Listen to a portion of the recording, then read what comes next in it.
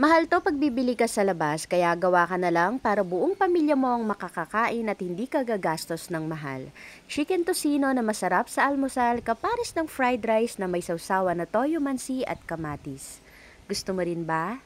Tara, luto tayo. Bali sa isang lagayan, pagsamasamahin natin lahat ng mga ingredients. Yung isang buo ng bawang, hiniwa ko po yan ng maliliit. Then maglagay tayo dito ng paminta, asukal, toyo, kalamansi at ketchup. Yung complete recipe po ng aking niluluto ay nasa dulo ng aking video.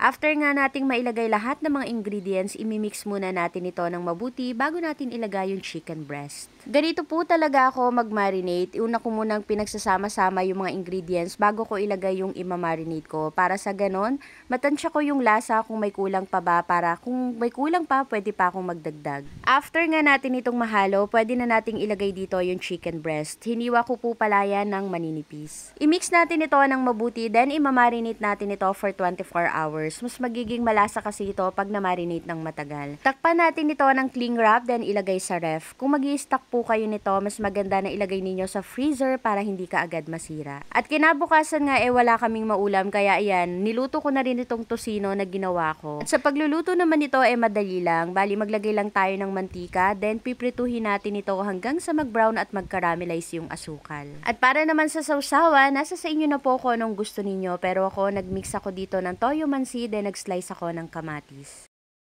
Para naman sa sausawan, toyo kalamansi, then nag-slice lang ako ng kamatis, pampakinis ng kutis cheese.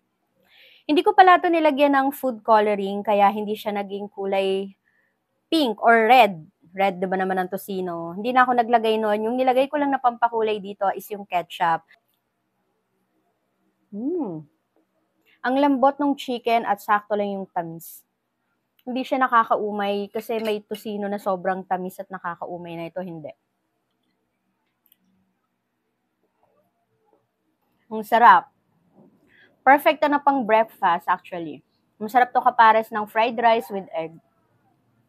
So kung mahilig po kayo sa ganitong klaseng pagkain, chicken tocino or pork tocino, try nyo po yung recipe ko.